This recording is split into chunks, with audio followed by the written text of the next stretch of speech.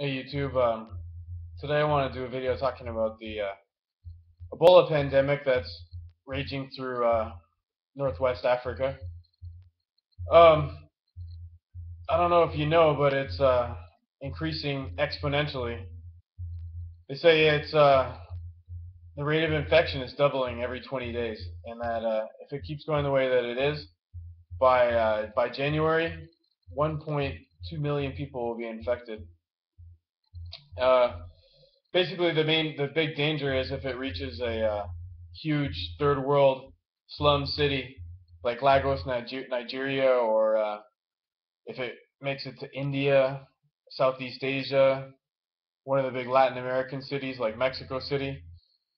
Obviously they have the same screwed up infrastructure like Africa does: lack of medical care, lack of knowledge, lack of education, lack of sanitation, uh, strange unsanitary cultural beliefs that's going to allow it to spread out of control. The longer that it is within humans and that it's multiplying, the more chance that it has of mutating into a more deadly form of virus, meaning it can gain airborne transmission, similar to the flu, which would allow it obviously to infect a lot more people, or it can mutate to allow the person to stay alive longer in order to infect more people.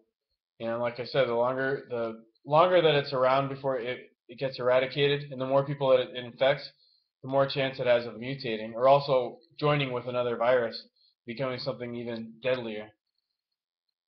And it's just a matter of time before this virus or another one does create a global pandemic because of the way that we live through globalization. That people are traveling all around the world. People are living in bigger mega cities with lack of healthcare and sanitation. It's just a matter of time before something like this spreads. And also just it's like a downward spiral. The worse the economy gets, the more chance that this has of happening, and the more wars that there are, famines, and it just all feeds into each other. It's just a downward spiral, and it's going to happen. And don't think it can't happen in the United States. It can too. It could easily overwhelm the health system in the United States. The health system in the United States is one of the best in the world, but it's also in a lot of ways very disorganized. I know I had a problem where I came back from Honduras and I was sick. I thought I had malaria, and I tried to get health care.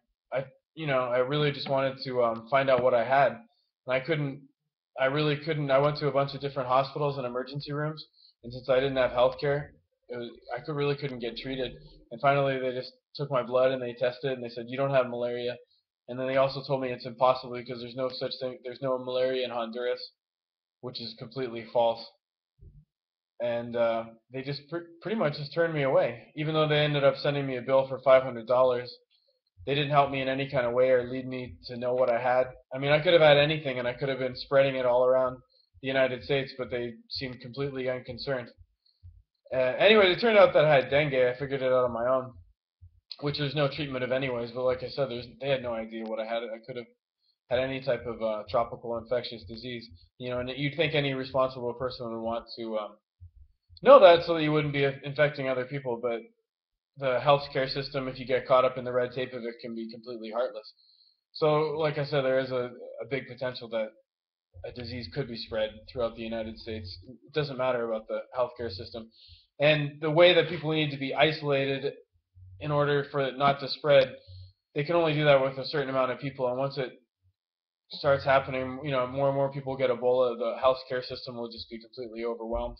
They'll create panic. People will start rioting, looting. It's just another downward spiral. So it can happen. And if it does happen, they're predicting that a third of the world could be infected with it. So you're talking about a pandemic of biblical proportions. Like I said, it's not necessarily going to happen, but eventually one will hit, whether it's that or SARS or bird flu.